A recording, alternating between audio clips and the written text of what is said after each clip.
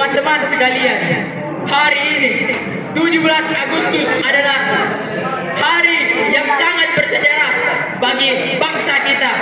Detik-detik proklamasi kemerdekaan yang dibacakan oleh Soekarno-Hatta adalah momen yang menggetarkan, momen di mana kita bangsa Indonesia mendeklarasikan diri sebagai bangsa yang merdeka dan berdaulat. Kemerdekaan ini bukan hadiah, melainkan hasil dari perjuangan sangat panjang dan berat. Kita sering mendengar cerita tentang pahlawan yang gagah berani, tentang perang yang sengit dan semangat juang yang tak pernah padam. Namun di balik kisah-kisah heroik itu ada lembaran-lembaran gelap yang juga menjadi bagian dari sejarah kita. Lembaran yang penuh dengan tragedi dan luka yang mendalam. Hari ini mari kita sejenak merenung dan belajar dari tragedi-tragedi tersebut. Bukan untuk membangkitkan rasa benci, melainkan untuk memperkuat tekad kita agar sejarah kelam itu tidak terulang. Belajar dari tragedi kelam bangsa. Pertama, kita tidak boleh melupakan peristiwa G30 SPKI di tahun 1965, sebuah tragedi yang memecah belah bangsa kita. Peristiwa itu menunjukkan betapa mudahnya semua bangsa dipersorong ke dalam konflik dan perpecahan.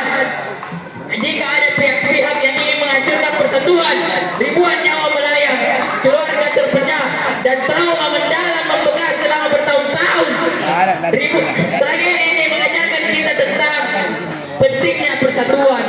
Jangan pernah biarkan perbedaan pendapat atau pandangan politik mengoyak keutuhan bangsa.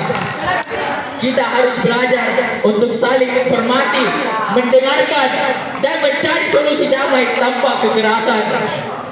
Kedua, mari kita ingat kembali tragedi Trisakti dan kerusuhan Mei 1998. Pada masa itu, para mahasiswa termasuk kakak-kakak kita turun ke jalan menyuarakan aspirasi rakyat menuntut perubahan dan keadilan. Mereka berjuang dengan idealismenya, namun sayangnya perjuangan itu harus dibayar mahal. Beberapa dari mereka gugur sebagai martir demokrasi. Kerusuhan yang menyertai peristiwa itu juga meninggalkan luka yang mendalam, baik fisik maupun psikologis. Bagi banyak masyarakat, tragedi ini mengingatkan kita akan pentingnya keadilan dan demokrasi, bahwa setiap orang berhak untuk berpendapat, namun hak itu harus diiringi dengan tanggung jawab dan kedamaian. Sebagai pelajar, tugas kita adalah menjadi agen perubahan yang cerdas dan damai. Mewarisi semangat, bukan dendam.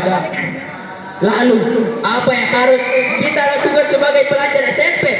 Kita adalah generasi penerus. Kita adalah pewaris dari perjuangan dari para pahlawan dan juga saksi dari tragedi-tragedi kelam ini.